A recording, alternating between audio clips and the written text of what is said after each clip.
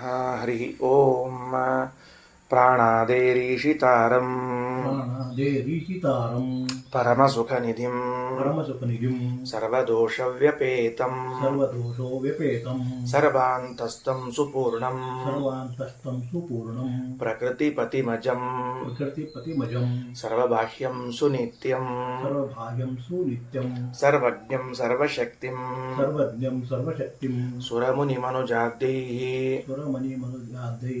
ಸದಾ ಸೇವ್ಯಮಾನಂ ವಿಷ್ಣುಂ ವಂದೇ ಸದಾಹಂ ಸಕಲ ಜಗದನಾದ್ಯಂತ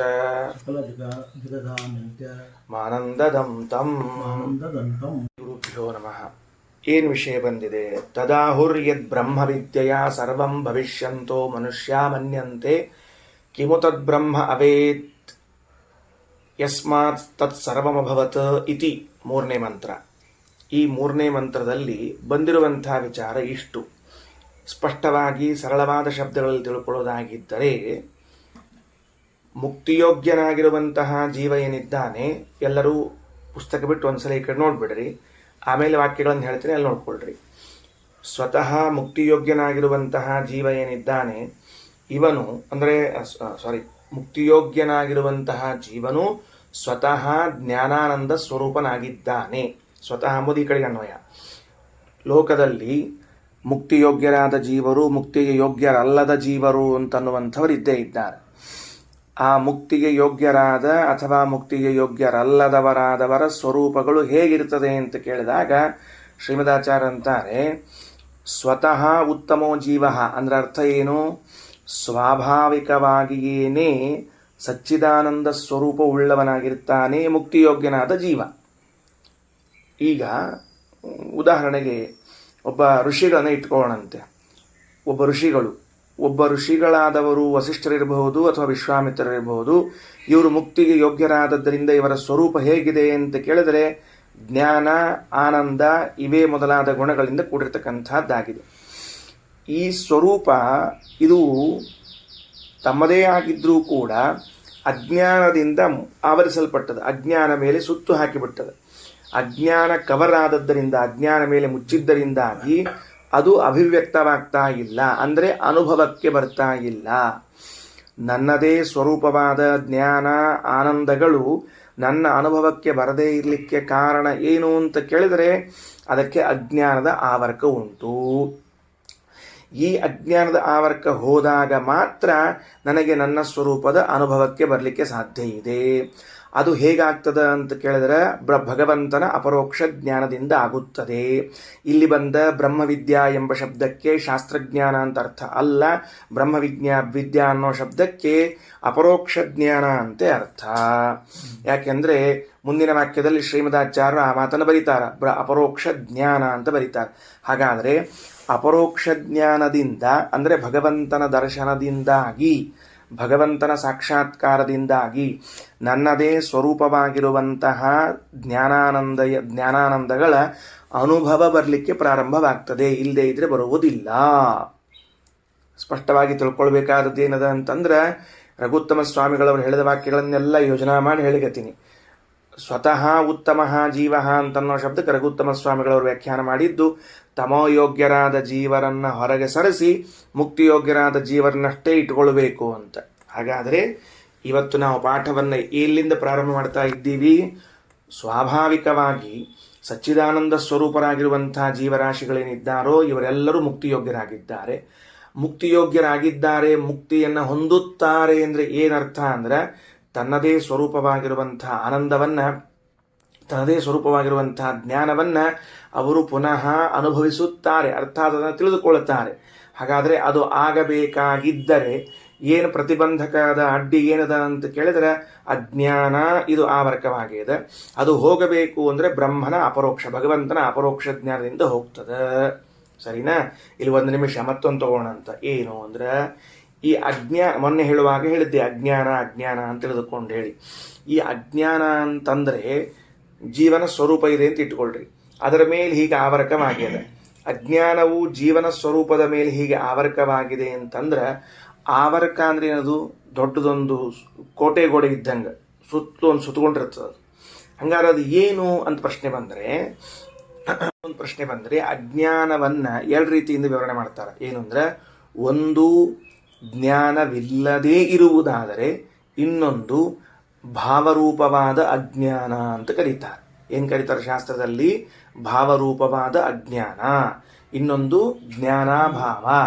ಎರಡವ ಅಜ್ಞಾನದ ವಿಷಯದಲ್ಲಿ ಬರ್ಕೊಂಡಿಟ್ಕೊಳ್ಬೇಕು. ಅಜ್ಞಾನ ಹಾಕ್ಕೊಂಡು ಹಾಕ್ಕೊಂಡು ನಂಬರ್ 1 ಜ್ಞಾನಾಭಾವ, ನಂಬರ್ 2 ಭಾವರೂಪ ಅಜ್ಞಾನ.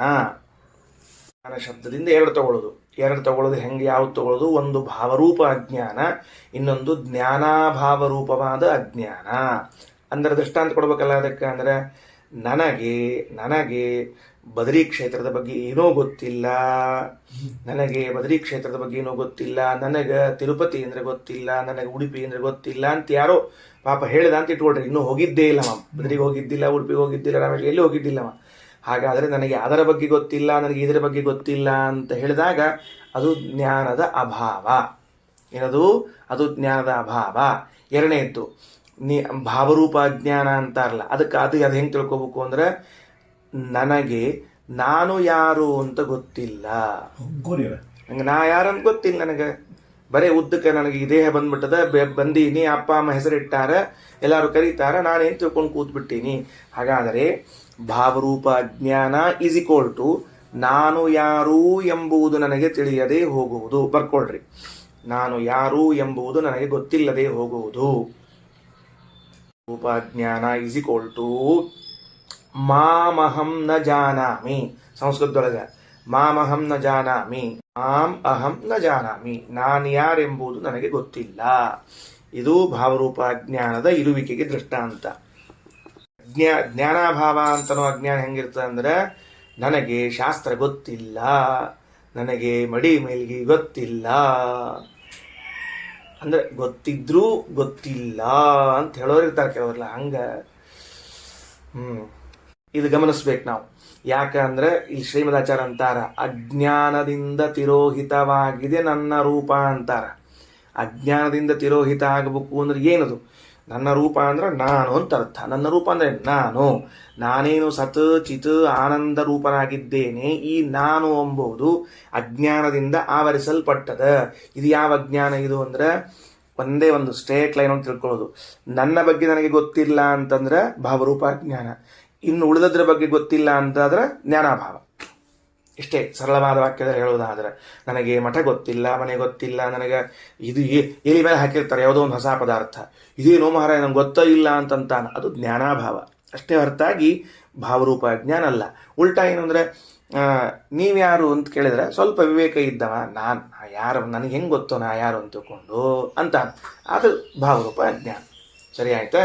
ಈಗ ಜ್ಞಾನಾಭಾವ ಅಂತನ್ನೋದು ನಮಗೆ ತಿಳಿದು ಬಂತು ಅಂತ ಇಟ್ಕೊಳ್ರಿ. ಭಾವರೂಪ ಅಜ್ಞಾನ ಅಂದ್ರೆ ಏನದ ಅಂತಂದ್ರದನ್ನ, ನಾನು ಯಾರು ಅಂತ ನನಗೆ ಗೊತ್ತಿಲ್ಲದೆ ಇರುವಂತೆ ಇದ್ದದ್ದು. ಅದು ಏನು ಮಟೀರಿಯಲ್ ಏನದು? ಇಲ್ಲಿ ಜ್ಞಾನಾಭಾವ ಅಂದ್ರೆ ತದ್ ವಿಷಯಕ ಜ್ಞಾನವೂ ಇಲ್ಲ ಇಟ್ಟು ತಿಳಿದ್ಬಿಡ್ತದೆ ನಮಗೆ. ಗಣಿತ ವಿಷಯಕ ಜ್ಞಾನ ಇಲ್ಲ. ಸರಿ, ಭಾವರೂಪ ಅಜ್ಞಾನ ಅಂದ್ರೆ ಅದು ಭಾವರೂಪ ಅಂತ ಯಾಕೆ ಕೊಟ್ರಿ ಅಂದ್ರೆ, ಅಜ್ಞಾನದೊಳಗೆ ಒಂದು ಭಾವ ಒಂದು ಅಭಾವ ಅಂತ ಆಯ್ತು. ಹಂಗಾರೆ ಅಭಾವ ತಿಳ್ಕೊಂಡ್ವಿ. ಭಾವರೂಪ ಅಂದ್ರೆ ಏನು ಅಂತ ಕೇಳಿದ್ರೆ, ಟೀಕಾಕೃತ್ಪಾದರು ಶ್ರೀಮನ್ ನ್ಯಾಯದಲ್ಲಿ ಹೇಳುವಾಗ ಸ್ಪಷ್ಟವಾಗಿ ತಿಳಿಸ್ತಾರೆ. ಸತ್ವಗುಣ ರಜೋಗುಣ ತಮೋಗುಣಗಳಿಂದ ಕೂಡಿದ ಪ್ರಕೃತಿಗೆ ಭಾವರೂಪ ಅಜ್ಞಾನ, ಬೇರೆ ಏನೂ ಇಲ್ಲ. ಪ್ರಕೃತಿ ನನ್ನ ಸ್ವರೂಪದ ಮೇಲೆ ಒಂದು ಆವರಣವಾಗಿದೆ. ಬರ್ಕೊಂಡಿಟ್ಕೊಳ್ತೀರಾ ಭಾವರೂಪ ಅಜ್ಞಾನ ಅಂದ್ರೆ ಏನು ಅಂತ? ಗುಣತ್ರಯಾತ್ಮಕ ಪ್ರಕೃತಿ ಈಸ್ ಈಕ್ವಲ್ ಟು ಭಾವರೂಪ ಅಜ್ಞಾನ. ತ್ರಯಾತ್ಮಕವಾದ ಪ್ರಕೃತಿಯೇ ಭಾವರೂಪ ಅಜ್ಞಾನ, ಅಥವಾ ಪ್ರಕೃತಿಗೇನೆ ಭಾವರೂಪ ಅಜ್ಞಾನವೆಂದು ಹೆಸರು. ಈಗೇನಾಯಿತು? ಭಗವಂತನ ಅಪರೋಕ್ಷ ಜ್ಞಾನದಿಂದಾಗಿ ನನಗೆ, ಭಗವಂತನ ಅಪರೋಕ್ಷ ಜ್ಞಾನದಿಂದಾಗಿ ಅಂದ್ರೆ ಏನು ಮತ್ತೆ ಬಿಡಿಸೋಣಂತ. ಭಗವಂತನ ರೂಪದ ದರ್ಶನದಿಂದಾಗಿ, ಭಗವಂತನ ರೂಪದ ಸಾಕ್ಷಾತ್ಕಾರದಿಂದಾಗಿ, ಭಗವಂತನ ರೂಪದ ದರ್ಶನ, ಭಗವಂತನ ರೂಪದ ಸಾಕ್ಷಾತ್ಕಾರ ಈಸ್ ಈಕ್ವಲ್ ಟು ಭಗವಂತನ ಅಪರೋಕ್ಷ ಜ್ಞಾನ. ಈ ಅಪರೋಕ್ಷ ಜ್ಞಾನದಿಂದಾಗಿ ನನ್ನದೇ ಸ್ವರೂಪವಾಗಿರುವಂತಹ ಜ್ಞಾನ, ಆನಂದ, ರೂಪ, ಔದಾರ್ಯ ಗುಣಗಳೇನಿವೆ, ಭಕ್ತಿ ಮೊದಲಾದವುಗಳೇನಿವೆ, ಅವುಗಳು ಅಭಿವ್ಯಕ್ತವಾಗುತ್ತವೆ. ಹಾಗಾದರೆ ಇಲ್ಲಿಯವರೆಗೆ ಯಾಕವು ನಿನಗೆ ಅನುಭವಕ್ಕೆ ಬಂದಿಲ್ಲ? ನನ್ನಲ್ಲಿ ಆನಂದ ಅದ, ಆದರೆ ಯಾಕೆ ಅನುಭವಕ್ಕೆ ಬಂದಿಲ್ಲ ನಿನಗೆ ಅಂತ ಕೇಳಿದ್ರೆ, ಹೊರಗೆ ಸೂರ್ಯೋದಯವಾಗಿದೆ, ಆದರೂ ನಿನ್ನ ಅನುಭವಕ್ಕೆ ಯಾಕೆ ಬರ್ತಿಲ್ಲ ಅಂದರೆ ಕರ್ಟನ್ ಹಾಕಿದ್ದಿ. ಆ ಕರ್ಟನ್ ಹಾಕಿದ್ದಕ್ಕೆ ಹೊರಗೆ ಸೂರ್ಯೋದಯವಾದರೂ ಕೂಡ ನಿನಗೆ ಅನುಭವಕ್ಕೆ ಬರ್ತಿಲ್ಲ. ಕರ್ಟನ್ ಸರಿಸಿದರೆ ಹೊರಗೆ ಸೂರ್ಯೋದಯವಾದದ್ದು ಜ್ಞಾನವಾಗುವಂತೆ ನಿನ್ನ ಸ್ವರೂಪದ ಮೇಲೆ ಆವರಕವಾಗಿ ಇರುವಂತಹ ಕರ್ಟನ್ ಎನಿಸಿದ ಪ್ರಕೃತ್ಯಾತ್ಮಕವಾದ ಭಾವರೂಪ ಅಜ್ಞಾನವನ್ನು ಸರಿಸಿದಾಗ ಅದು ಅಭಿವ್ಯಕ್ತವಾಗುತ್ತದೆ. ಹಾಗಿದ್ದರೆ ಅಪರೋಕ್ಷ ಜ್ಞಾನಕ್ಕೆ ಸ್ವರೂಪ ಅಭಿವ್ಯಕ್ತಿ ಮಾಡಿಕೊಡುವ ಸಾಮರ್ಥ್ಯ ಇದೆ ಅಂತಾಯಿತು. ಅಂತತೋಗತ್ವ ಸೂತ್ರ ಏನಾಯಿತು? ಭಗವಂತನ ಅಪರೋಕ್ಷ ಜ್ಞಾನಕ್ಕೆ ಸ್ವರೂಪದ ಅಭಿವ್ಯಕ್ತಿ ಮಾಡಿಕೊಡುವಂತಹ ಸಾಮರ್ಥ್ಯ ಇದೆ ಅಂತಾಯಿತು. ಹಾಗಿದ್ರೆ ನಮ್ದೊಂದು ಪ್ರಶ್ನೆ ಏನು? ಭಗವಂತನ ಅಪರೋಕ್ಷ ಜ್ಞಾನವು ಸ್ವರೂಪಾಭಿವ್ಯಕ್ತಿ ಮಾಡಿಕೊಡುತ್ತದೆ ಅಂತನ್ನುವುದಾದರೆ, ಭಗವಂತನಿಗೆ ತನ್ನ ಸ್ವರೂಪದ ಅಭಿವ್ಯಕ್ತಿಯು ತನ್ನ ಸ್ವರೂಪ ಜ್ಞಾನದಿಂದ, ತನ್ನ ಅಪರೋಕ್ಷ ಜ್ಞಾನದಿಂದ ಆಗಿದೆಯೋ ಹೇಗೆ ಅಂತ ಕೇಳಿದ್ರೆ, ಹೌದು. ಮತ್ತು ಭಗವಂತನ ರೂಪದ ದರ್ಶನ ಮಾಡಿಕೊಂಡಾಗ ನನ್ನ ಸ್ವರೂಪದ ಅಭಿವ್ಯಕ್ತಿ ಆಗುವುದಾದರೆ, ಭಗವಂತನಿಗೂ ಕೂಡ ತನ್ನ ಸ್ವರೂಪದ ದರ್ಶನದಿಂದಲೇ ತನ್ನ ಅಭಿವ್ಯಕ್ತಿ ಆಗ್ತದೆ. ಯಾವಾಗ ಆಗಿದೆ ಅಂತ ಕೇಳಿದ್ರೆ, ಯಾವಾಗಲೂ ಆಗಿದೆ ಅಂತ ಅರ್ಥ. ಪರಮಾತ್ಮನು ಯಾವಾಗಲೂ ತನ್ನನ್ನು ತಾನು ನೋಡುತ್ತಿರುತ್ತಾನಾದ್ದರಿಂದ, ನಾವು ಎಂದೋ ಒಮ್ಮೆ ನೋಡ್ತೀವಾದ್ದರಿಂದ ಇಷ್ಟು ವ್ಯತ್ಯಾಸದ. ಭಗವಂತ ತನ್ನನ್ನು ತಾನು ಸದಾ ಕಾಣ್ತಾ ಇದ್ದರಿಂದ ತನ್ನ ಜ್ಞಾನ, ಆನಂದ, ಗುಣಗಳೆಲ್ಲ ಸದಾ ಅಭಿವ್ಯಕ್ತವಾಗಿವೆ. ನಾನು ಕೋಟಿ ಕೋಟಿ ಕೋಟಿ ಕೋಟಿ ವರ್ಷಗಳಿಗೆ ಯಾವಾಗೋ ಒಂದು ಬಾರಿ ಭಗವಂತನ ರೂಪ ದರ್ಶನ ಮಾಡಿಕೊಳ್ಳುತ್ತೇನೆ, ಅದಕ್ಕೆ ನನ್ನ ಸ್ವರೂಪದ ಅಭಿವ್ಯಕ್ತಿ ಆಗುತ್ತದೆ. ಎಷ್ಟು ಸೂಕ್ಷ್ಮವಾದ ವಿಷಯ, ಎಷ್ಟು ಮಹತ್ವದ ವಿಷಯದ. ರಘುತ್ತಮ ಸ್ವಾಮಿಗಳವರು ಇದನ್ನೆಲ್ಲ ಭಾವಬೋಧದಲ್ಲಿ ಸ್ಪಷ್ಟ ಮಾಡಿದ್ದಾರೆ. ಈಗ ತಗೊಳ್ರಿ, ಇಷ್ಟು ವಿಷಯ ನಮಗೆ ತಲೆಯಾಗಿತ್ತು ಅಂದರೆ ಮುಂದೆ ಹೋಗ್ಲಿಕ್ಕೆ ಬರ್ತದೆ. ತನ್ನ ಸ್ವರೂಪವನ್ನು ತಾನು ಸದಾ ಕಾಣುತ್ತಾನೆ. ಹೆಂಗ ನಾನು ಸದಾ ನೋಡ್ಕೋತಿರ್ತೀನಿ. ಇಲ್ಲಿಗೆ ನನ್ನ ಕೈ, ಕಾಲು, ಬೆನ್ನು ಕಾಣಿಸ್ಲಿಕ್ಕಿಲ್ಲ, ಉಳಿದದ್ದು ಏನೇನು ಭಾಗ ಕಾಣಿಸ್ಲಿಕ್ಕೆ ಚಾನ್ಸಸ್ ಅವ ಅಷ್ಟು ನೋಡ್ಕೋತಿರ್ತೀವಿ. ಹಾಗಾದರೆ ನನ್ನನ್ನು ನಾನು ನೋಡುವಂತೆ ಭಗವಂತನು ತನ್ನನ್ನು ತಾನು ನೋಡ್ತಿರ್ತಾನೆ. ಭಗವಂತನು ತನ್ನನ್ನು ತಾನು ನೋಡುವುದು ಅಂದರೂ ಭಗವಂತನ ಅಪರೋಕ್ಷ ಜ್ಞಾನವೆಂದರೂ ಒಂದೇ ಅರ್ಥ. ಯಾಕೆಂದರೆ ನಾನು ಭಗವಂತನನ್ನು ಕಾಣುವುದಕ್ಕೆ ಭಗವಂತನ ಅಪರೋಕ್ಷ ಜ್ಞಾನ ಅನ್ನುವುದಾದರೆ, ಭಗವಂತ ತನ್ನನ್ನು ತಾನು ಕಾಣುವುದಕ್ಕೂ ಭಗವಂತನ ಅಪರೋಕ್ಷ ಜ್ಞಾನ ಅಂತನಬೇಕು. ಹಾಗಾದರೆ ನಾನು ಭಗವಂತನನ್ನು ಕಂಡಾಗ ನನ್ನ ಸ್ವರೂಪ ಅಭಿವ್ಯಕ್ತವಾಗುತ್ತದೆ ಅಂತಾದರೆ, ಭಗವಂತನಿಗೂ ತನ್ನ ಸ್ವರೂಪವನ್ನು ಕಂಡಾಗಲೇನೆ ಅಭಿವ್ಯಕ್ತವಾಗುತ್ತದೆ ಎನ್ನಬೇಕು. ನನ್ನ ಸ್ವರೂಪವು ಯಾವತ್ತೋ ಒನ್ ಡೇ ಕಾಣ್ತದೆ, ಅಂದರೆ ಅಪರೋಕ್ಷ ಜ್ಞಾನ ಆಗ್ತದೆ ಭಗವಂತನದ್ದು. ಭಗವಂತನಿಗೆ ನಿತ್ಯದಲ್ಲೂ ತನ್ನ ಸ್ವರೂಪ ತನಗೆ ಕಾಣಿಸ್ತಾ ಇದ್ದರಿಂದ ನಿತ್ಯದಲ್ಲಿ ಜ್ಞಾನಾನಂದಗಳು ಅಭಿವ್ಯಕ್ತವಾಗಿರುತ್ತವೆ. ಇಷ್ಟು ವಿಷಯ. ಇದರ ಮೇಲೆ ಮುಂದೆ ಗ್ರಂಥ ಹೋಗ್ತದೆ. ಹಾಗೆ ಈ ವಾಕ್ಯ ತಗೊಳ್ರಿ, ಏನಂತಾರೆ? ಇದು ಹೀಗಾಗುತ್ತೆ ಅಂತ ತಿಳಿದುಕೊಂಡು, ಅಂದರೆ ಹೇಗಾಗುತ್ತೆ? ಪ್ರಕೃತಿ ಏನಿದು ಅಂತದಕ್ಕೆ ಸ್ವರೂಪದ ಅಪರೋಕ್ಷ ಜ್ಞಾನ, ಭಗವಂತನ ಅಪರೋಕ್ಷ ಜ್ಞಾನದಿಂದಾಗಿ ನಮ್ಮ ಸ್ವರೂಪದ ಅಭಿವ್ಯಕ್ತಿ ಆಗುತ್ತದೆ ಅಂತ ತಿಳಿದುಕೊಂಡು ಕೇವಲ ಶಾಸ್ತ್ರ ಹೇಳ್ತಿಲ್ಲ, ಹಾಗೆ ಸ್ವರೂಪದ ಅಭಿವ್ಯಕ್ತಿಯನ್ನು ಮಾಡಿಕೊಳ್ಳಲು ಹೊರಟಿರುವ ಜ್ಞಾನಿಗಳೂ ಹೇಳುತ್ತಾರೆ. ಎರಡು ಮಾತು.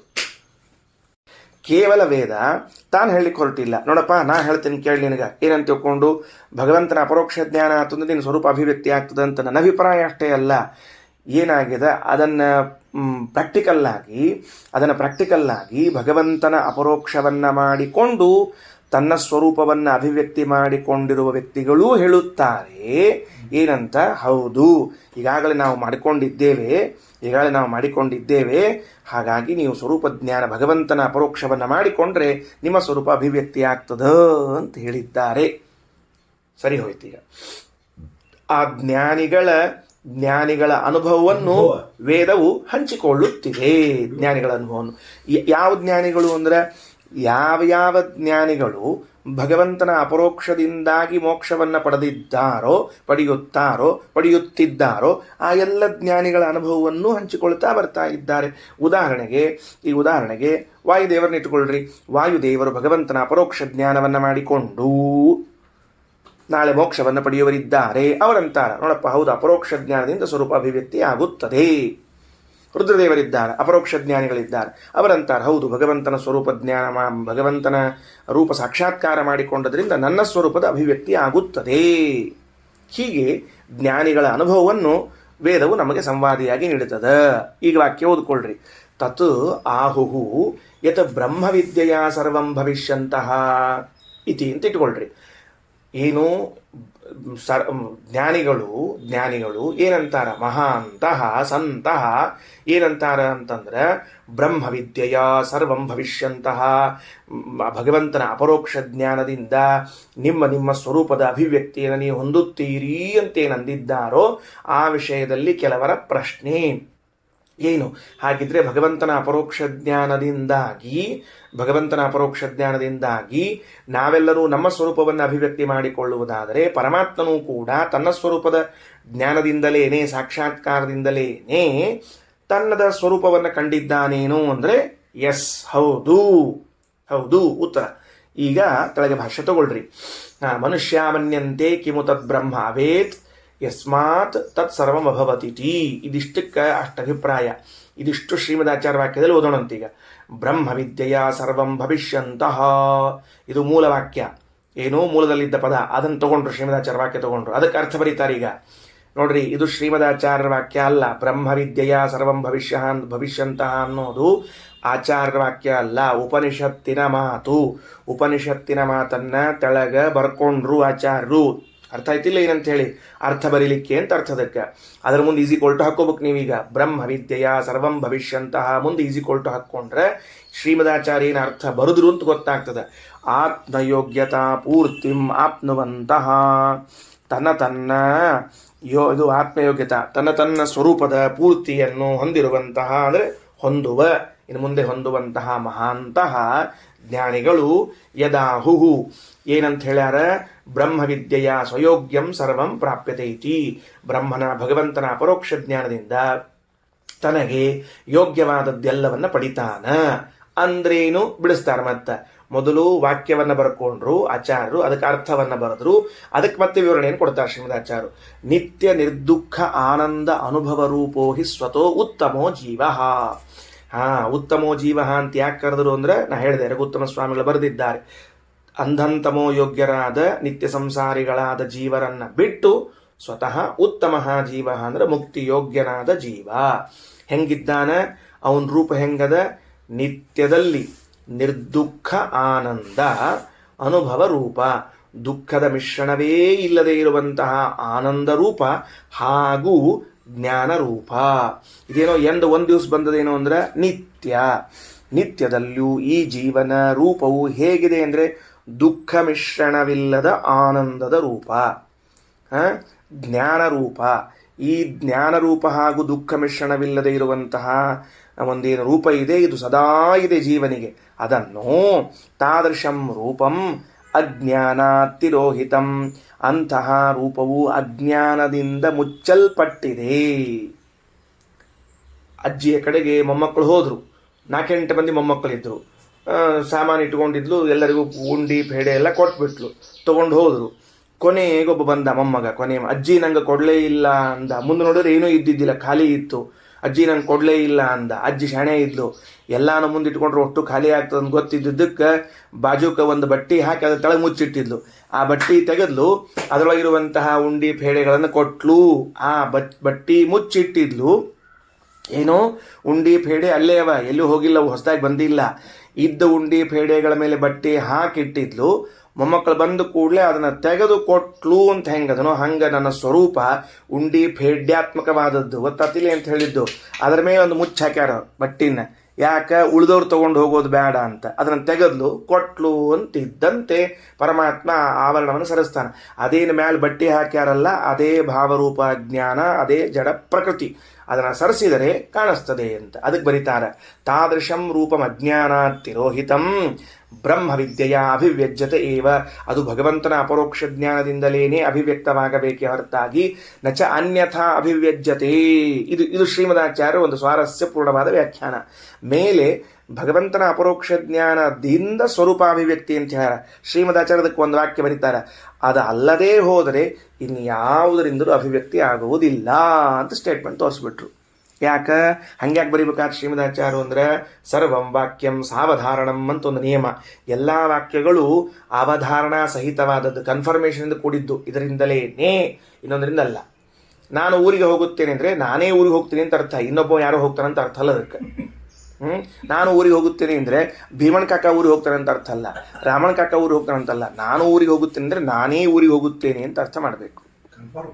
ಹಂಗ ಸರ್ವಂ ವಾಕ್ಯಂ ಸಾವಧಾರಣಂ ಅಂದ್ರೆ ಭಗವಂತನ ಅಪರೋಕ್ಷ ಜ್ಞಾನದಿಂದ ಸ್ವರೂಪಾಭಿವ್ಯಕ್ತಿಯಾಗುತ್ತದೆ ಅಂದರೆ ಭಗವಂತನ ಅಪರೋಕ್ಷವಲ್ಲದೇ ಇದ್ದರೆ ಸ್ವರೂಪಾಭಿವ್ಯಕ್ತಿ ಆಗುವುದಿಲ್ಲ. ಅಂದರೆ ಕರ್ಮದಿಂದ ಅಭಿವ್ಯಕ್ತಿ ಇಲ್ಲ.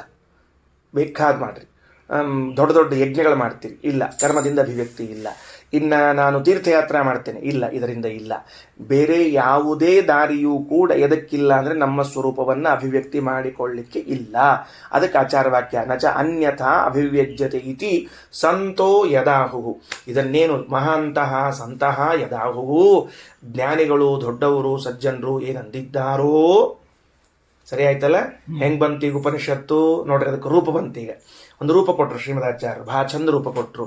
ಲೋಕದಲ್ಲಿ ಸಜ್ಜನರಾದ ಜ್ಞಾನಿ ವರ್ಗ ಏನಿದೆಯೋ, ಲೋಕದಲ್ಲಿ ಸಜ್ಜನರಾದ ಜ್ಞಾನಿ ವರ್ಗ ಅಂದರೆ ಯಾರು ಈಗಾಗಲೇ ಭಗವಂತನ ಅಪರೋಕ್ಷ ಜ್ಞಾನವನ್ನು ಮಾಡಿಕೊಂಡು ತನ್ನ ಸ್ವರೂಪದ ಅಭಿವ್ಯಕ್ತಿಯ ಕಡೆಗೆ ಹೆಜ್ಜೆ ಹಾಕುತ್ತಿದ್ದಾರೋ ಅಂತಹ ಸಜ್ಜನರಾದ ಜ್ಞಾನಿ ವರ್ಗ ಯೋಗ್ಯರಾದ ಶಿಷ್ಯರು ದೊರೆತಾಗ ಹೇಳ್ತಾರೆ, ನಾವೆಲ್ಲರೂ ಭಗವಂತನ ಅಪರೋಕ್ಷ ಜ್ಞಾನದಿಂದಲೇ ಸ್ವರೂಪಾಭಿವ್ಯಕ್ತಿಯನ್ನು ಮಾಡಿಕೊಳ್ಳಲು ಹೊರಟಿದ್ದೇವೆ.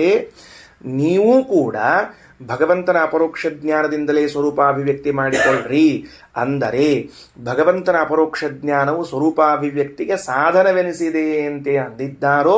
ಇದರಲ್ಲಿ ಜಿಜ್ಞಾಸೆಯಲ್ಲಿ ಮಧ್ಯದಲ್ಲಿ ಕೆಲವರು ಕೇಳುತ್ತಾರೆ, ಹಾಗಾದರೆ ಭಗವಂತನ ಅಪರೋಕ್ಷ ಜ್ಞಾನದಿಂದ ಸ್ವರೂಪಾಭಿವ್ಯಕ್ತಿ ಆಗುವುದಾದರೆ ಭಗವಂತನ ಸ್ವರೂಪಾಭಿವ್ಯಕ್ತಿ ಆಗಿದೆ, ಹಾಗಿದ್ರೆ ಅವನೂ ತನ್ನ ಅಪರೋಕ್ಷವನ್ನು ಮಾಡಿಕೊಂಡಿದ್ದಾನೇನು ಅಂದರೆ ಹೌದು, ಭಗವಂತನು ತನ್ನ ಸ್ವರೂಪಾಭಿವ್ಯಕ್ತಿಯ ಸ್ವರೂಪ ದರ್ಶನ ಮಾಡಿಕೊಂಡಿದ್ದಾನೆ, ಅಪರೋಕ್ಷ ಜ್ಞಾನ ಮಾಡಿಕೊಂಡಿದ್ದಾನೆ, ಆದ್ದರಿಂದಲೇ ತನ್ನ ಸ್ವರೂಪದ ಅಭಿವ್ಯಕ್ತಿ ಹೊಂದಿದ್ದಾನೆ ಎಂದು ಭಗವಂತ ತನ್ನ ಅಪರೋಕ್ಷ ಜ್ಞಾನ ಮಾಡಿಕೊಂಡ.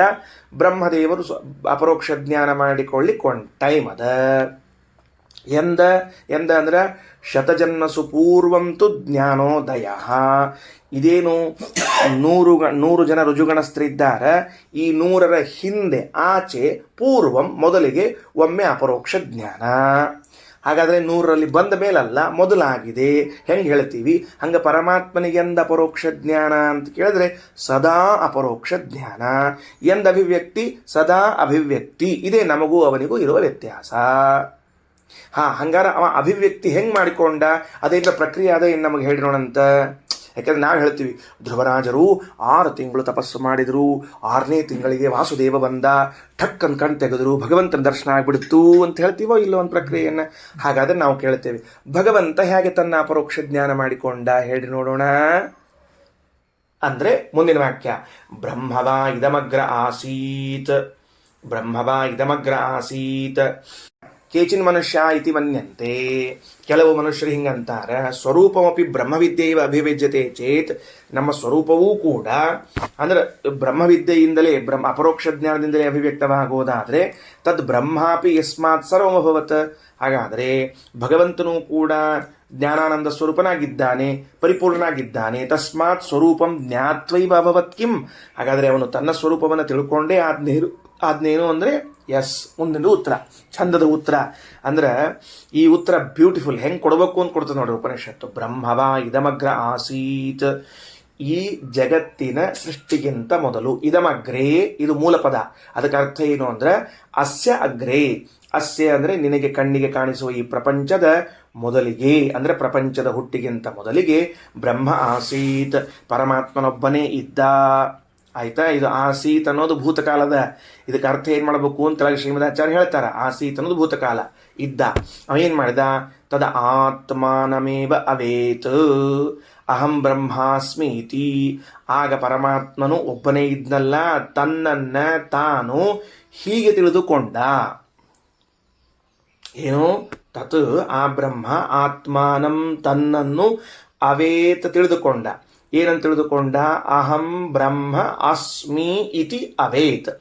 ಅಹಂ ಬ್ರಹ್ಮ ಅಸ್ಮಿ, ನಾನು ತನ್ನನ್ನು ಹೆಂಗೆ ತಿಳ್ಕೊಂಡ?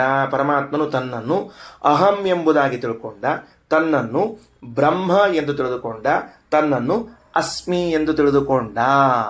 ಹೆಂಗೆ ತಿಳ್ಕೊಬೇಕು ಇದನ್ನ? ಹಿಂಗೆ ತಿಳ್ಕೊಬಾರ್ದು. ಮತ್ತೆ ನಾನು ಬ್ರಹ್ಮನಾಗಿದ್ದೇನೆ ಎಂದು ತಿಳ್ಕೊಂಡ ಅನ್ನಬಾರ್ದು. ಹಂಗರ್ಥ ಅಲ್ಲ ಅದಕ್ಕೆ ವಾಕ್ಯಕ್ಕೆ. ಹೆಂಗೆ ಅನ್ನಿಸ್ತದ? ಅಹಂ ಬ್ರಹ್ಮಾಸ್ಮಿ, ನಾ ಬ್ರಹ್ಮ ಇದ್ದೀನಿ, ನಾ ಹಂಗೆ ತಿಳ್ಕೊಂಡಿಲ್ಲ ದೇವರು. ಈ ವಾಕ್ಯವನ್ನು ಓದಿದಾಗ ಹಂಗೊಂದು ಭ್ರಾಂತಿ ಬರ್ತದೆ. ಹಂಗೆ ತಿಳ್ಕೊಬಾರ್ದು. ಪರಮಾತ್ಮನು ತನ್ನನ್ನು ಏನು ತಿಳ್ಕೊಂಡ? ಅಹಂ ಇದ್ದೇನೆ. ಅಹಂ ಪರಮಾತ್ಮ ತನ್ನನ್ನು ಹೆಂಗೆ ತಿಳ್ಕೊಂಡ? ಅಹಂ ಎಂದು ತಿಳ್ಕೊಂಡ. ಇದನ್ನು ನೀವು ಅಹಂ ಅನ್ನೋ ಶಬ್ದಕ್ಕೆ ನಾನು ಅಂತ ಅರ್ಥ ಮಾಡಿದರೆ ಪರಮಾತ್ಮನು ನಾನು ಇದ್ದೇನೆ ಅಂತ ತಿಳ್ಕೊಂಡ ಅಂತ ಅರ್ಥ ಆಗ್ಬೇಕಾಗ್ತದೆ. ಅಪದ್ಧತ, ಹಂಗೆ ಹೇಳಬಾರ್ದು. ಪರಮಾತ್ಮನು ತನ್ನನ್ನು ಬ್ರಹ್ಮನೆಂಬುದಾಗಿ ತಿಳಿದ. ಪರಮಾತ್ಮನು ತನ್ನನ್ನು ಅಸ್ಮಿ ಎಂಬುದಾಗಿ ತಿಳಿದ. ಅಸ್ಮಿ ಅನ್ನೋದು ಕ್ರಿಯಾಪದ ಅಲ್ಲ, ಇಲ್ಲಿ ನೆನಪಿಟ್ಟುಕೊಳ್ರಿ. ಆದ್ದರಿಂದ ಈ ವಾಕ್ಯದ ಅಭಿಪ್ರಾಯ ಏನಾಯಿತು? ಪರಮಾತ್ಮನು ತನ್ನನ್ನು ತಾನು ನಾನು ಅಹಂ ಶಬ್ದವಾಚ್ಯನಾಗಿದ್ದೇನೆ, ಬ್ರಹ್ಮ ಶಬ್ದವಾಚ್ಯನಾಗಿದ್ದೇನೆ, ಅಸ್ಮಿ ಶಬ್ದವಾಚ್ಯನಾಗಿದ್ದೇನೆ ಎಂದು ತಿಳಿದ. ಹೀಗೆ ತಿಳಿದ ಅಂದ್ರೆ ಏನು? ಇದನ್ನು ಇಲ್ಲಿ ತಿಳಿದ ಅನ್ನೋ ಶಬ್ದಕ್ಕೆ ಬರೇ ನೋಯಿಂಗ್ ಅಲ್ಲ, ಇದು ಸಾಕ್ಷಾತ್ಕಾರ ಮಾಡಿಕೊಳ್ಳುವಿಕೆ. ತನ್ನ ರೂಪವನ್ನು ತಾನು ಹೀಗೆ ಸಾಕ್ಷಾತ್ಕಾರ ಮಾಡಿಕೊಂಡ. ಆಯ್ತಾ? ತಸ್ಮಾತ್ ತತ್ ಸರ್ವಮಭವತ್. ಆದ್ದರಿಂದ ಅವನೇನಾಗಿದ್ದಾನೆ ಅಂದರೆ ಗುಣಪರಿಪೂರ್ಣನಾಗಿದ್ದಾನೆ, ಜ್ಞಾನಾನಂದ ಸ್ವರೂಪನಾಗಿದ್ದಾನೆ. ಇದಕ್ಕೆ ವಿವರಣೆಯನ್ನು ಭಾಷೆಯಲ್ಲಿ ಕೊಡ್ತಾರೆ, ಅಲ್ಲಿಯೇ ಮತ್ತೆ ವಿಸ್ತಾರವಾಗಿ ಹೇಳ್ತೇನೆ. ಮುಂದೆ ಹೋಗೋಣಂತ. ಬ್ರಹ್ಮವ ಇದಮಗ್ರ ಆಸೀತ್. ಹಂಗಾರೆ ಯಾವಾಗ ಸಾಕ್ಷಾತ್ಕಾರ ಆತ್ರಪ್ಪ ನಮ್ಮ ದೇವರಿಗೆ ಅಂತ ಕೇಳಿದ್ರೆ ಸೃಷ್ಟಿಯ ಮೊದಲೇ ಆಗೇದ. ಇಷ್ಟು ತಿಳ್ಕೊಂಡಿರ್ರಿ. ಅದು ಆಗೇದ ಅಂತ ಅನ್ನೋದು ಭೂತಕಾಲಕ್ಕೆ ಹೋಗಬಾರದು, ಸಾರ್ವಕಾಲಿಕವಾಗಿ ತಿಳಿಯಲ್ಪಡಬೇಕು ಅನ್ನೋದಕ್ಕೆ ಹಂಗೆ ಹೇಳಿರ್ತಾರೆ. ಸರಿ. ಬ್ರಹ್ಮವ ಇದಮಗ್ರ ಆಸೀತ್ ತದಾತ್ಮಾನಮೇವ ಅವೇತ್ ಅಹಂ ಬ್ರಹ್ಮಾಸ್ಮೀತಿ ತಸ್ಮಾತ್ ತತ್ ಸರ್ವಮಭವತ್. ಸರಿ. ಇದನ್ನು ಹೇಳಿದ ಮೇಲೆ ಮುಂದೆ ಮತ್ತೆ ಅದು ಹಿಂದೆ ಬರೇ ಜ್ಞಾನಿಗಳು ಹಿಂಗೆ ಅಂತಾರ ಅಂತಲ್ಲ, ಹಂಗೆ ಜ್ಞಾನಿಗಳು ಸಾಕ್ಷಾತ್ಕಾರ ಮಾಡಿಕೊಂಡಾರ ಅಂತ ಹೇಳಿಕೊಡ್ತಾರೆ. ತದ್ಯೋ ಯೋ ದೇವಾನಾಂ ಪ್ರತ್ಯಬುದ್ಧತ ಸಯೇವ ತದಭವತ. ಮುಂದಿನ ವಾಕ್ಯಕ್ಕೆ ಹೊರಟಿದ್ದೀನಿ, ಬೆರಳಿಟ್ಕೋತ ಹೋದ್ರೆ ಬಡ ಹೋಗ್ತಿರ್ತದೆ. ತತ್ ಆ ಬ್ರಹ್ಮನ ವಿಷಯದಲ್ಲಿ ಯೋ ಯಾರ್ಯಾರು ದೇವತೆಗಳ ಮಧ್ಯದಲ್ಲಿ ಪ್ರತ್ಯಬುದ್ಧತ ಸಾಕ್ಷಾತ್ಕಾರ ಮಾಡಿಕೊಂಡನೋ ಸ ಏವ ತದಭವತ. ಆಯಾ ವ್ಯಕ್ತಿಯು ಸ್ವರೂಪ ಅಭಿವ್ಯಕ್ತಿಯನ್ನು ಮಾಡಿಕೊಂಡಿದ್ದಾನೆ. ತಥಾ ಋಷೀಣಾಂ, ಅದೇ ರೀತಿಯಾಗಿ ಋಷಿಗಳ ಮಧ್ಯದಲ್ಲಿ ಯಾರ್ಯಾರು ಭಗವಂತನ ಅಪರೋಕ್ಷ ಜ್ಞಾನವನ್ನು ಮಾಡಿಕೊಂಡಿದ್ದಾರೋ ಅವರೆಲ್ಲರೂ ತಮ್ಮ ಸ್ವರೂಪದ ಅಭಿವ್ಯಕ್ತಿಯನ್ನು ಮಾಡಿಕೊಂಡಿದ್ದಾರೆ. ತಥಾ ಮನುಷ್ಯಾಣಾಂ, ಹಾಗೆ ಮನುಷ್ಯರ ಮಧ್ಯದಲ್ಲಿ ಯಾರ್ಯಾರು ಭಗವಂತನ ಅಪರೋಕ್ಷ ಜ್ಞಾನವನ್ನು ಮಾಡಿಕೊಂಡಿದ್ದಾರೋ ಅವರು ತಮ್ಮ ತಮ್ಮ ಸ್ವರೂಪದ ಅಭಿವ್ಯಕ್ತಿಯನ್ನು ಮಾಡಿಕೊಂಡಿದ್ದಾರೆ. ತಿಳಿತಾ? 3 ಮಂದಿನ ಹೇಳಿದ. ಏನಂತ ತಿಳ್ಕೊಂಡು ಹೇಳಿ. ಸೃಷ್ಟಿಯ ಪ್ರಾರಂಭದಲ್ಲಿ ಭಗವಂತನು ತನ್ನನ್ನು ತಾನು ಅಹಂ ಬ್ರಹ್ಮ ಅಸ್ಮಿ ಎಂದು ಸಾಕ್ಷಾತ್ಕಾರ ಮಾಡಿಕೊಂಡಿದ್ದಾನೆ. ಹಾಗಾಗಿ ಭಗವಂತನು ತನ್ನ ಸ್ವರೂಪಭೂತವಾದ ಜ್ಞಾನಾನಂದಾದಿ ಗುಣಗಳ ಅಭಿವ್ಯಕ್ತಿಯನ್ನು ಮಾಡಿಕೊಂಡಿದ್ದಾನೆ. ಈ ಅಪರೋಕ್ಷ ಜ್ಞಾನವೆನ್ನುವುದು ಭಗವಂತನ ವಿಷಯದಲ್ಲಿ ಹೇಗೋ ಹಾಗೆ ದೇವತೆಗಳ ಮಧ್ಯದಲ್ಲಿ ಯಾರ್ಯಾರು ಭಗವಂತನ ಅಪರೋಕ್ಷ ಜ್ಞಾನ ಮಾಡಿಕೊಂಡ್ರೋ ಸ್ವರೂಪಾಭಿವ್ಯಕ್ತಿ ಹೊಂದಿದರು. ಋಷಿಗಳ ಮಧ್ಯದಲ್ಲಿ ಯಾರಾದರೂ ಭಗವಂತನ ಅಪರೋಕ್ಷ ಜ್ಞಾನವನ್ನು ಹೊಂದಿದ್ದಾರೋ ಅವರು ಸ್ವರೂಪಾಭಿವ್ಯಕ್ತಿಯನ್ನು ಹೊಂದಿದ್ದಾರೆ. ಮನುಷ್ಯರ ಮಧ್ಯದಲ್ಲಿ ಯಾರು ಭಗವಂತನ ಅಪರೋಕ್ಷ ಜ್ಞಾನವನ್ನು ಮಾಡಿಕೊಂಡಿದ್ದಾರೋ ಅವರು ಸ್ವರೂಪವನ್ನು ಅಭಿವ್ಯಕ್ತ ಮಾಡಿಕೊಂಡಿದ್ದಾರೆ. ಇಷ್ಟು ಮುಗಿದ ಮೇಲೆ ಒಂದು ದೃಷ್ಟಾಂತ ಕೊಡೋಣ. ಏನು ದೃಷ್ಟಾಂತ ಕೊಡೋಣ? ತದ್ಧ ಏತತ್ ಪಶ್ಯನ್ ಋಷಿರ್ವಾಮದೇವ. ವಾಮದೇವ ಋಷಿ ಅಂತಿದ್ದಾರೆ. ಅವರು ಪ್ರತಿಪೇದೆ, ಅವರು ಹೀಗೆ ಸಾಕ್ಷಾತ್ಕಾರ ಮಾಡಿಕೊಂಡ್ರು. ಏನಂತ?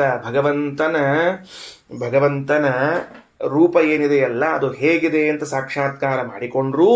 ಅದಕ್ಕೆ ಅವರು ಸ್ವರೂಪಾಭಿವ್ಯಕ್ತಿಯನ್ನು ಹೊಂದಿದ್ರು. ಏನಂತ ಮಾಡ್ಕೊಂಡ್ರವರು ಅಂದ್ರೆ ಅಹಂ ಅನುರಭವಂ ಸೂರ್ಯಶ್ಚ ಇತಿ. ಇದು ವಾಮದೇವ ಋಷಿಗಳ ಅನುಭವವನ್ನು ಹೇಳಲಿಕ್ಕೆ ಹೊರಟದ. ಯಾರಿವರು ವಾಮದೇವ ಋಷಿಗಳು? ವಸಿಷ್ಠ ವಾಮದೇವ ಸದೃಶೌ ಬ್ರಾಹ್ಮಣೌ ಅಂತ ಬರ್ತದೆ. ಎಲ್ಲಿ ಬರ್ತದೆ? ಶ್ರಾದ್ದದಲ್ಲಿ ಒಂದು ಮಂತ್ರ ಬರ್ತದೆ. ಊಟಕ್ಕೆ ಬಂದಿರುವಂಥ ವ್ಯಕ್ತಿಗಳು ಹೆಂಗಿರ್ಬೇಕು, ಅವ್ರ ತಾಕತ್ತು ಹೆಂಗಿರಬೇಕು ಅಂದ್ರೆ ವಸಿಷ್ಠ ಹಾಗೂ ವಾಮದೇವರಂತೆ ಇರಬೇಕು ಅಂತ ಹೇಳ್ತಾರೆ. ಊಟಕ್ಕೆ ಬಂದು ಬ್ರಾಹ್ಮಣರು ಮನೆಯಾಗ ಎಲ್ಲ ತಿಂದು ಬಂದು ಬ್ರಾಹ್ಮಣರು ಊಟಕ್ಕೆ ಕೂತರು ಅಂದ್ರೆ ಏನು ತಿಂತಾರೆ? ಎಲ್ಲರ ಏನು ತಿನ್ನಂಗಿಲ್ಲ. ಕೂತ್ರೆ ಮಾಡಿದ ಅಡುಗೆಯನ್ನೆಲ್ಲ ಸ್ವಚ್ಛ ಮಾಡಿ ಹೇಳಬೇಕು, ಅಂಥ ಬ್ರಾಹ್ಮಣರು ಇರಬೇಕು ಅಂತದ. ಆಗ ವಾಮದೇವ ವಸಿಷ್ಠರ ಹೆಸರು ಹೇಳ್ಯಾರ. ಆ ವಾಮದೇವ ಋಷಿಗಳು ತಾವು ಭಗವಂತನ ಈ ರೂಪವನ್ನು, ಯಾವ ರೂಪವನ್ನು ಇದೇನೀಗ ಕಂಡುಕೊಂಡು ಸಾಕ್ಷಾತ್ಕಾರ ಆಯಿತು ಅಂತಲ್ಲ ಅದನ್ನು ಕಂಡ್ರು ಅಂತ. ಸ್ವಾರಸ್ಯ ಏನು ಗೊತ್ತೇನು? ಈ ಋಷಿಗಳು ಕಂಡುಕೊಂಡ ಮಂತ್ರ ಇರೋದು ಋಗ್ವೇದದಲ್ಲಿ, ಇಲ್ಲಿ ಬಂದಿರೋದು ಯಜುರ್ವೇದ. ಇದು ಶುಕ್ಲ ಯಜುರ್ವೇದದ ಬೃಹದಾರಣ್ಯಕ ಉಪನಿಷತ್ತು. ಹಾಗಾದರೆ ಶುಕ್ಲ ಯಜುರ್ವೇದದಲ್ಲಿ ಬಂದ, ಶತಪಥ ಬ್ರಾಹ್ಮಣದಲ್ಲಿ ಬಂದ ಬೃಹದಾರಣ್ಯಕ ಉಪನಿಷತ್ತು ಋಗ್ವೇದದ 4ನೇ ಮಂಡಲದ 23ನೇ ಸೂಕ್ತದ ಮೊದಲನೇ ಮಂತ್ರವನ್ನ ಸಂವಾದಿಯಾಗಿ ಕೊಡುತ್ತದೆ. ಅಹಂ ಮನುರಭವಂ ಸೂರ್ಯಶ್ಚ ಅಹಂ ಕಕ್ಷೀವಾನ್ ಋಷಿರಶ್ಮಿ ವಿಪ್ರಹ ಅಹಂ ಕುತ್ಸುಂ ಆರ್ಜುನೇಯಂ ನೃಂಜೆ ಅಹಂ ಕವಿರುಷನಾ ಪಶ್ಯತಾಮ. ಮಂತ್ರ ನಿಮ್ಮಲ್ಲಿಲ್ಲ, ಹುಡುಕ್ಬೇಡ್ರಿ, ತುಂಡು ಅಟ್ಟ ಕೊಟ್ಟಾರ ನಿಮಗೆ. ಅಂದ್ರೆ ಉಟ್ಟುಕೊಳ್ಳೋಕ್ಕಿಂತ ಮೊದಲಷ್ಟ ಚಕ್ಲಿ ತುಂಡು ಹಾಕಿರ್ತಾರಲ್ಲ ಹಂಗಿದ್ದಂಗೆ. ಯಾಕಂದ್ರೆ ಹಲ್ಲವ ಇಲ್ಲೋ ಟೆಸ್ಟ್ ಮಾಡಿ ಮುಂದಿನ ಹಾಕೋಣ ಅಂತ ತಿಳ್ಕೊಂಡು ಅಹಂ ಮನುರಭವಂ ಸೂರ್ಯಶ್ಚ, ಅದಕ್ಕೆ ಆ ಪೂರ್ಣ ಚಕ್ಲಿ ನನ್ನ ಕೈಯಾಗಿ ಇಟ್ಕೊಂಡಿನಿ, ಹಲ್ಲವ ಅಂತ ತಿಳ್ಕೊಂಡು ಹೇಳಿದಕ್ಕೆ ಮತ್ತೆ ಯಾವಾಗ ಹೋಗ್ತಾವ ಅವ ನಾವು ತುಂಡ ತಿನ್ನೋದು. ಅಹಂ ಮನುರಭವಂ ಸೂರ್ಯಶ್ಚ. ಎಷ್ಟು ಚಂದ ಅನುಸಂಧಾನ ಮಾಡಿದ್ದಾರೆ ಋಷಿಗಳು. ಅಹಂ ಮನುಹು ಅಂತಾರ. ಈ ಮಂತ್ರ ತಪ್ಪಾಗಿ ಅರ್ಥ ಆಗ್ತದೆ ನೋಡ್ರಿ. ವಾಮದೇವ ಋಷಿ ಅಂತಾರ ಅಹಂ ಮನುಹು, ನಾನು ಮನು. ಅವ್ರ ಹೆಂಗೆ ಮನು ಆಗ್ತಾರೆ? ಸ್ಪಷ್ಟ ಹೆಸರದ ವಾಮದೇವ ಋಷಿಗಳು ಅಂತಿದ್ದಾರೆ. ವಾಮದೇವ ಋಷಿಗಳು ತನ್ನನ್ನು ತಾನು ಮನು, ಸ್ವಯಂಭೂ ಮನು ಅಂತ ತಿಳ್ಕೊಂಡ್ರೆ ಇದರಂಥ ಮಿಥ್ಯಾಜ್ಞಾನ ಇನ್ನೊಂದೇನಿಲ್ಲ ಹೇಳೋಣಂತ. ಅಲ್ಲಿ ಸ್ಪಷ್ಟ ಗೊತ್ತದ ನಾನು ವಾಮದೇವ ಋಷಿ ಅಂತ. ಇವ ಏನು ತಿಳ್ಕೊಳ್ಳೋದು ಅಂತಂದ್ರೆ ಈ ಋಷಿಗಳು ನಾನು ಮನು ಇದ್ದೇನೆ, ಅಹಂ ಸೂರ್ಯಶ್ಚ, ನಾನು ಸೂರ್ಯನಿದ್ದೇನೆ, ಹಿಂಗೆ ತಿಳ್ಕೊಳ್ಳೋದ ಎಲ್ಲರ. ಹಂಗಲ್ಲ ಅದಕ್ಕೆ ಅರ್ಥ. ಅದಕ್ಕೇನು ಮಾಡಬೇಕು? ಅಹಂ ಮನುರಭವಂ ಅಹಂ ಸೂರ್ಯಶ್ಚ ಅಂತಂದ್ರೆ ಸ್ವಯಂಭೂ ಮನು ಏನಿದ್ದಾನಲ್ಲ ಅವನಲ್ಲಿಯೂ ಪರಮಾತ್ಮ ಇದ್ದಾನೆ, ಸೂರ್ಯನಿದ್ದಾನಲ್ಲ ಅವನಲ್ಲೂ ಪರಮಾತ್ಮ ಇದ್ದಾನೆ. ಕಕ್ಷೀವಾನ್ ಅಹಂ ಋಷಿರಶ್ಮಿ ವಿಪ್ರಹ, ಕಕ್ಷೀವಾನ್ ಎಂಬ ಋಷಿ ಇದ್ದಾನಲ್ಲ ಅವನಲ್ಲೂ ಪರಮಾತ್ಮನಿದ್ದಾನೆ. ಅಹಂ ಕುತ್ಸುಂ ಆರ್ಜನೇಯಂ ನೃಂಜೆ, ಕುತ್ಸು ಅರ್ಜುನೀಯ, ಅರ್ಜುನಿ ಎನ್ನುವಂತಹ ಒಬ್ಬ ಋಷಿಯ ಮಗನಾಗಿ ಕುತ್ಸು ಅಂತ ಇದ್ದಾನೆ, ಅವನಲ್ಲೂ ಪರಮಾತ್ಮನಿದ್ದಾನೆ. ಉಶನಾ ಕವಿಹಿ, ಶುಕ್ರಾಚಾರ್ಯರು ಅಂತೇನಿದ್ದಾರೋ ಅವನಲ್ಲೂ ಪರಮಾತ್ಮನಿದ್ದಾನೆ. ಹೆಂಗಿದ್ದಾನ? ಅಹಂ ಅಹಂ ಅಹಂ ಇದ್ದಾನ. ಅಹಂ ಅಹಂ ಇದ್ದಾನಂದ್ರೆ ಅರ್ಥ ಏನು? ಅಹೇಯನಾಗಿದ್ದಾನೆ, ಬಿಡಲಾರೆವು ಅವನನ್ನು. ಯಾಕ? ಸರ್ವನಿಯಂತ್ರವಾಗಿ ಸರ್ವಗತನಾಗಿ ಬಿಟ್ಟಾನವ. ಸರ್ವಗತನಾಗಿ ಸರ್ವನಿಯಂತ್ರವಾಗ್ಯಾನ. ಇಲ್ಲಿ ಇಲ್ಲಿ ಇಲ್ಲಿ ಇಲ್ಲಿ ಎಲ್ಲ ಕಡೆಗಿದ್ದಾನ. ಯಾಕ? ನಿಯಂತ್ರಣ ಮಾಡ್ತಾ ಅಂದಮೇಲೆ ಎಲ್ಲರನ್ನೂ ನಿಯಂತ್ರಣ ಮಾಡುವುದಕ್ಕೆ ಎಲ್ಲ ಕಡೆ ಇದ್ದದರಿಂದ ಅವನನ್ನು ನೀವು ಹೇಗೆ ಬಿಡ್ತೀರಿ? ಆಕಾಶವನ್ನು ಬಿಟ್ಟು ಬದುಕ್ರಿ ನೋಡೋಣ ಅಂತ ಕೇಳಿದ್ರಂತೆ ಯಾರೊಬ್ಬರು. ಯಾಕೆ?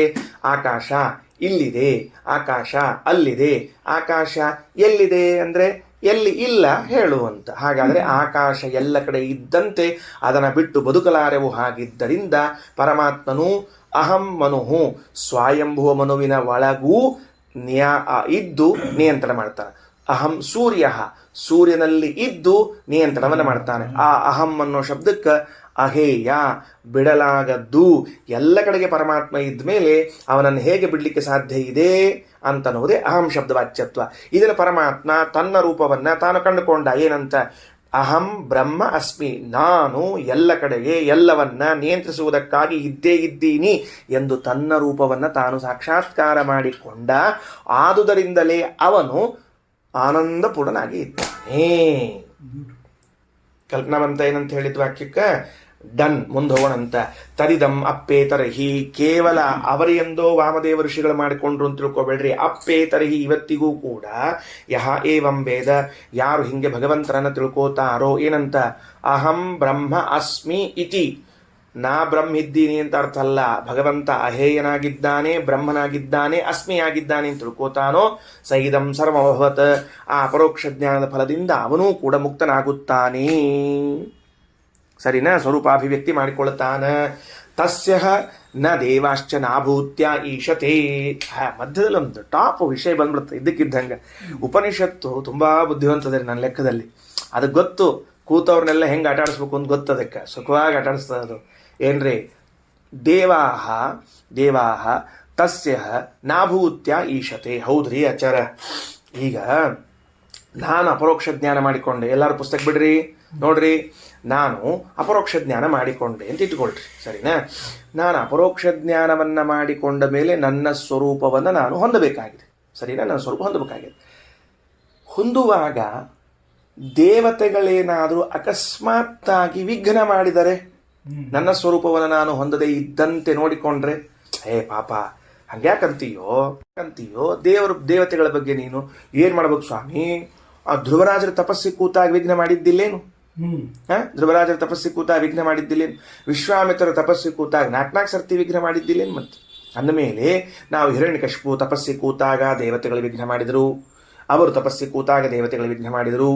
ಅಂದಮೇಲೆ ಯಾರಾದರೂ ಒಬ್ಬ ವ್ಯಕ್ತಿಗಳು ತಾವು ತಪಸ್ಸು ಮಾಡಿಕೊಂಡು ಏನನ್ನಾದರೂ ಪಡಿತೀನಿ ಅಂತ ಹೊರಟಾಗ ದೇವತೆಗಳು ವಿಘ್ನ ಮಾಡಿದರೆ ವಿಘ್ನ ಮಾಡಿದರೆ ಫೇಲ್ ಆಗಿಬಿಡ್ತಾನವ.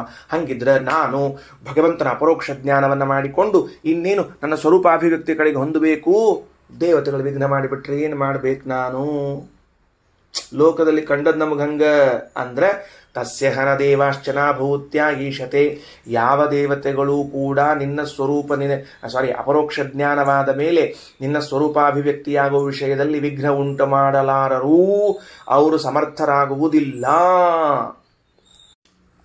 ದೇವತೆಗಳು ವಿಘ್ನ ಮಾಡೋದಿಲ್ಲ ಅಂತಂದ್ರೆ ನೀವು ಅದಕ್ಕೆ ದೃಷ್ಟಾಂತ ಏನು ಕೊಟ್ರಿ? ಇದು ವಿಶ್ವಾಮಿತ್ರರು, ಧ್ರುವರಾಜರು ಇತ್ಯಾದಿಗಳೆಲ್ಲ ಇದ್ದಾನ ನೋಡ್ರಿ. ಉಪನಿಷತ್ತು ಹೆಂಗೆ ತರ್ಲಿಕ್ಕತ್ತದ ಅಂತ ಆಲೋಚನೆ ಮಾಡ್ರಿ ನೀವು. ಎಂಥದ್ದನ್ನು ದೃಷ್ಟಾಂತ ಕೊಟ್ಟು ಎಂಥ ಸಮಸ್ಯೆ ಪರಿಹಾರ ಮಾಡ್ಲಿಕ್ಕತ್ತದ ಅಂತೇಳಿ. ನಾನೇನು ಅಪರೋಕ್ಷ ಜ್ಞಾನವನ್ನು ಮಾಡಿಕೊಳ್ಬೇಕು, ನನ್ನ ಸ್ವರೂಪವನ್ನು ಅಭಿವ್ಯಕ್ತಿ ಮಾಡಿಕೊಳ್ಬೇಕು ಅಂತ ಹೊರಟಿದ್ದೇನೆ. ದೇವತೆಗಳೆಲ್ಲ ಬಂದು ವಿಘ್ನ ಮಾಡಿಬಿಟ್ರೆ ನಾ ಏನು ಮಾಡ್ಬೇಕು ಇನ್ನೆಲ್ಲರ ಅಂತ ಕೇಳಿದ್ರೆ, ತಡಿ, ದೇವತೆಗಳು ವಿಘ್ನ ಮಾಡ್ಯಾರ ನಿನ್ ಎಲ್ಲರಿಸಿದ ಮೆಡ್ಲಿ ಹೇಳೋಣ ಅಂತ. ಎಲ್ಲಿದ ಅಂತಂದ್ರೆ ಧ್ರುವರಾಜರು ತಗೋಣಂತ, ವಸಿಷ್ಠರು ತಗೋಣಂತ, ವಿಶ್ವಾಮಿತ್ರ ತಗೋಣಂತ, ಇನ್ಯಾರೋ ಋಷಿಗಳು ತಗೋಣಂತ. ಇವರೆಲ್ಲ ತಪಸ್ಸು ಮಾಡ್ತಾ ಕೂತಿರುವಾಗ ದೇವತೆಗಳು ವಿಘ್ನ ಮಾಡಿ ಅವರಿಗೆ ತೊಂದರೆ ಕೊಟ್ಟದ್ದು ಕಂಡದ. ಅದಕ್ಕೆ ಆಚಾರ ಅಂತಾರ, ಬಾಯಲ್ಲಿ ವಾಕ್ಯ ಹೇಳ್ತೀನಿ ಕೇಳು. ಬ್ರಹ್ಮಾಂಡ ಪುರಾಣದಲ್ಲಿ ವೇದವ್ಯಾಸದೇವ ಸ್ಪಷ್ಟ ಹೇಳ್ಯಾರ. ನಾನು ಭಾಗವತ ತಾತ್ಪರ್ಯ ಚತುರ್ಥ ಸ್ಕಂದದ 9ನೇ ಅಧ್ಯಾಯದ 80ನೇ ಶ್ಲೋಕವನ್ನು ಇಟ್ಕೊಂಡು ಮಾತಾಡ್ಲಿಕ್ಕತ್ತೀನಿ. ಯತ್ರ ದೇವೈಹಿ ಕೃತೆ ವಿಘ್ನೆ, ಪುಸ್ತಕ ಇದ್ರೆ ನೋಡ್ಕೊಳ್ರಿ. ಯತ್ರ ದೇವೈಹಿ ಕೃತೆ ವಿಘ್ನೆ ಖಂಡಿತೋ ನ ಪುಮಾನ್ ಭವೇತ್. ಎಲ್ಲಿ ದೇವತೆಗಳು ವಿಘ್ನ ಉಂಟು ಮಾಡಿದಾಗ, ಅಂದ್ರೆ ಒಬ್ಬ ತಪಸ್ಸು ಮಾಡ್ಲಿಕ್ಕೆ ತಾನೆ, ಆ ತಪಸ್ಸು ಮಾಡೋ ಕಾಲಕ್ಕೆ ದೇವತೆಗಳು ವಿಘ್ನ ಉಂಟು ಮಾಡಿದರು, ಆದರೆ ಅವಂಗೇನು ವಿಘ್ನ ಆಗ್ಲೇ ಇಲ್ಲ ಅಂತ ಇಟ್ಕೊಳ್ರಿ. ಹಾಗೆ ಧ್ರುವರಾಜರ ವಿಷಯದಲ್ಲೇ ಆಗ್ಯದ, ಏನಾಗ್ಲೇ ಇಲ್ಲ ಅವರಿಗೆ. ಕಣಮುಚ್ಚಿಕೊಂಡು ನಿಂತ್ಬಿಟ್ಟಿದ್ರು ಅವರು. ಇವರೇನು ಮೇಲೆ ಹಾವು, ಚೇಳು, ಹುಲಿ, ಸಿಂಹ, ಭೂತ, ಪ್ರೇತ, ಕೂಷ್ಮಾಂಡ ಎಲ್ಲ ಬಂದವು, ಏನು ವಿಘ್ನ ಆಗಲಿಲ್ಲ. ಯತ್ರ ದೇವೈಹಿ ಕೃತೆ ವಿಘ್ನೆ ಖಂಡಿತೋ ನ ಪುಮಾನ್ ಭವೇತ್.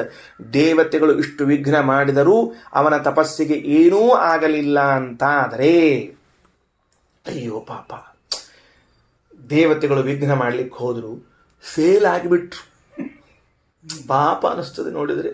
ಅಂತ ಬಹಳ ಪಾಂಡಿತ್ಯ ತೋರಿಸ್ಬೇಡ. ಏನ್ ಮಾಡ್ಬೇಕ್ರಿ?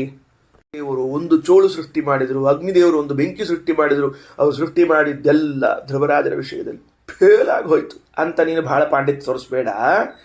ತತ್ರ ತದ್ಯಶಸೆ ವಿಘ್ನಂ ಕುರ್ಯುಹು ನತು ವಿಘಾತನೆ. ಅಲ್ಲಿ ದೇವತೆಗಳು ಅವನಿಗೆ ವಿಘ್ನ ಉಂಟು ಮಾಡಿದ್ಯಾಕೆ ಅಂದ್ರೆ ಅವನಿಗೆ ಕೀರ್ತಿ ತರಬೇಕು ಎಂದು ವಿಘ್ನವನ್ನು ಉಂಟು ಮಾಡಿದ್ದಾರೆ. ಸರ್ವಾತ್ಮನ ವಿಘಾತ ಮಾಡಬೇಕು ಅಂತ ಇಲ್ಲ.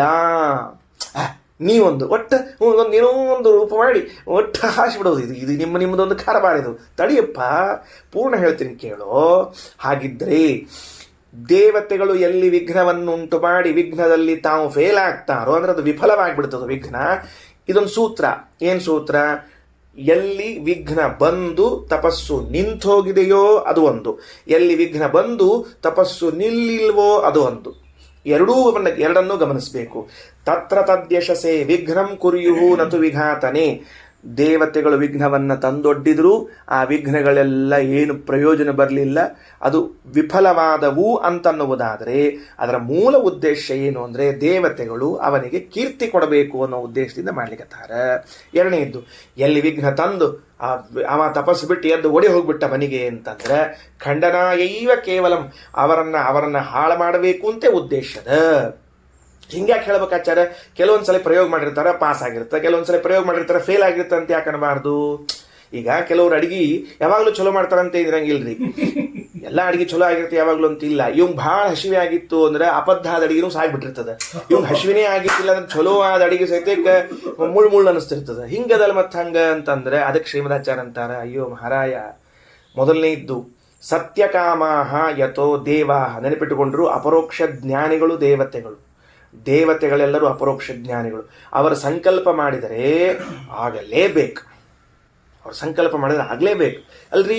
ಇಷ್ಟು ವಿಚಾರ ಮಾಡಬಾರ್ದ ನೀವೆಲ್ಲ? ಇದು ಬಿಟ್ಬಿಡ್ರಿ, ತಪಸ್ಸಿನ ಕಥೆ ಏನಿಟ್ಬಿಡ್ರಿ. ನಾವೆಲ್ಲ ಹೋಗಿ ಪ್ರಾಣದೇವರ ಕಡೆಗೆ ಪ್ರಾರ್ಥನಾ ಮಾಡ್ಕೊಂಡ್ಬರ್ತೀವಿ, ನಮಗದನ್ನು ಕೊಡು ನಮಗಿದನ್ನು ಕೊಡು ಅಂತ ತಿಳ್ಕೊಂಡು ಪ್ರಾಣದೇವರ ಅಸ್ತು ಅಂದರೆ ನಮ್ಮ ಕೆಲಸ ಆಗಿರ್ತದೋ ಇಲ್ಲೋ? ಹೆಂಗಾತದು? ಅವರ ಅಪರೋಕ್ಷ ಜ್ಞಾನದ ಬಲದಿಂದ. ಒಂದು ಸೂತ್ರ ಹೇಳ್ತೀನಿ, ಓಂ ಪುರುಷಾರ್ಥೋತ ಶಬ್ದಾದಿತಿ ಬಾದರಾಯಣ ಓಂ. ಅಪರೋಕ್ಷ ಜ್ಞಾನದ ಬಲದಿಂದ ಧರ್ಮ ಅರ್ಥ ಕಾಮ ಮೋಕ್ಷ ಅವರು ಏನನ್ನ ಬಯಸುತ್ತಾರೋ ಎಲ್ಲವೂ ಆಗುತ್ತದೆ. ಯಾಕೆ? ಅಪರೋಕ್ಷ ಜ್ಞಾನದ ಬಲ. ಅರ್ಥ ಮಾಡಿಕೊಳ್ಳ್ರಿ. ಈಗ ಒಂದೊಮ್ಮೆ ದೇವತೆಗಳು ಅಂದುಕೊಂಡದ್ದು ಆಗಲಿಲ್ಲ ಅಂತಾದರೆ ಆಗ ಅಪರೋಕ್ಷ ಜ್ಞಾನದ ನ್ಯೂನತಾ ಅಂತ ಆಗ್ತದೆ ಹೊರತಾಗಿ ದೇವತೆಗಳಿಗೆ ಏನೂ ಆಗುವುದಿಲ್ಲ. ಯಾಕೆ? ಅವ್ರು ಅಷ್ಟು ಸಮರ್ಥ ಹೆಂಗಾದ್ರು ಇದಾಗಲಿ ಇದಾಗೋದು ಬೇಡ ಅಂತ ಎಷ್ಟು ಸಮರ್ಥರಾದವರು ಅಂದರೆ ಅಪರೋಕ್ಷ ಜ್ಞಾನದ ಬಲ. ಅಪರೋಕ್ಷ ಜ್ಞಾನದ ಬಲದಿಂದಾಗಿ ಅವರು ಮಾಡ್ತಾ ಇರುವುದಾದರೆ ಹಾಗಾದರೆ ಸತ್ಯಕಾಮಾಹ ಸತ್ಯ ಸಂಕಲ್ಪಾಹ, ಒಮ್ಮೆ ದೇವತೆಗಳು ಇಚ್ಛೆ ಪಟ್ಟು ಧ್ರುವರಾಜರದ್ದು ಎಂದೂ ತಪಸ್ಸಾಗೋದು ಬೇಡ ಅಂತ ಇಚ್ಛೆ ಪಟ್ಟು ಬಿಟ್ರೆ ತಲೆ ಒಡ್ಕೊಂಡ್ರೂ ಆಗೋದಿಲ್ಲ. ಸತ್ಯಕಾಮಾಹ ಮೊದಲನೇದು. ಎರಡನೇದ್ದು ಅಲ್ಲೋ ಹುಚ್ಚ, ಹೊರಗಿನಿಂದ ಏನು ವಿಘ್ನಗಳನ್ನು ತರೋದು? ಶ್ರೀಮದಾಚಾರ್ಯ ಅಂತಾರೆ, ಯತಸ್ಥೆ ಚಿತ್ತಾದ್ಯಭಿಮಾನಿನಃ. ಆ ದೇವತೆಗಳು, ರುದ್ರದೇವರು ಮನೋಭಿಮಾನಿಗಳು, ಇಂದ್ರದೇವರು ಮನೋಭಿಮಾನಿಗಳು, ವರುಣ ಎಲ್ಲ ಕುಬೇರ ಎಲ್ಲ ಇಂದ್ರಿಯಾಭಿಮಾನಿಗಳು. ಒಳಗೆ ಸ್ವಿಚ್ ಆಫ್ ಮಾಡಿದ್ರೆ ನೀವೇನು ಹೆಂಗೆ ಕೂತಿರ್ಬೇಕು ಕಷ್ಟ. ಇವ ಹೆಂಗೆ ಏನು ಮಾಡ್ತಾನೆ ತಲಿ. ಅಂದ್ರೆ ಶ್ರೀಮದಾಚಾರ್ಯರ ವಾಕ್ಯ ಎಷ್ಟು ಪರ್ಫೆಕ್ಟ್ ಅದು ನೋಡ್ಕೊಳ್ರಿ. ನಮ್ಮ ಸರ್ವೇಂದ್ರಿಯಗಳಿಗೆ ಅಭಿಮಾನಿಗಳಾಗಿದ್ದಾರೆ, ಚಿತ್ತಾಭಿಮಾನಿಗಳಾಗಿದ್ದಾರೆ ದೇವತೆಗಳು. ಅವರು ಹೊರಗಿನಿಂದ ವಿಘ್ನ ತರುವ ಅವಶ್ಯಕತೆ ಇಲ್ಲವೇ ಇಲ್ಲ. ಒಂದು ಸ್ವಿಚ್ ಆಫ್ ಮಾಡಿ ಹೋಗಿಬಿಟ್ರೆ ಇವ ತಪಸ್ಸಿಗೆ ಹೋಗೋದೇನು? ಮಂಚದ ಮೇಲೆ ಬಿದ್ದಿರ್ಬೇಕು 24 ತಾಸು ಅಷ್ಟ ಇವ. ಅಂದ ಮೇಲೆ ಸತ್ಯಕಾಮರಾಗಿದ್ದಾರೆ, ಚಿತ್ತಾಭಿಮಾನಿಗಳಾಗಿದ್ದಾರೆ ದೇವತೆಗಳಾದ್ದರಿಂದ ಅವರ ಸಂಕಲ್ಪವೆಂದೂ ವ್ಯರ್ಥ ಹೋಗುವುದಿಲ್ಲ. ಹಂಗಾರೆ ಯಾಕೆ ಮಾಡಿರಪ್ಪ ಅಂತಂದ್ರೆ ತಾವೇ ವಿಘ್ನ ಮಾಡಿ ತಾವೇ ಫೇಲ್ ಮಾಡೋದಂತೆ ಸಂಕಲ್ಪದು. ಆ ಸಂಕಲ್ಪ ಏನು ಸಂಕಲ್ಪ? ಧ್ರುವರಾಜರ ಸಂಕಲ್ಪ. ಮತ್ತೊಂದು ಸಂಕಲ್ಪ ಎಂತಹ ಸಂಕಲ್ಪದು? ತಾವೇ ವಿಘ್ನ ಮಾಡೋದು, ತಾವೇ ಫೇಲ್ ಮಾಡೋದು.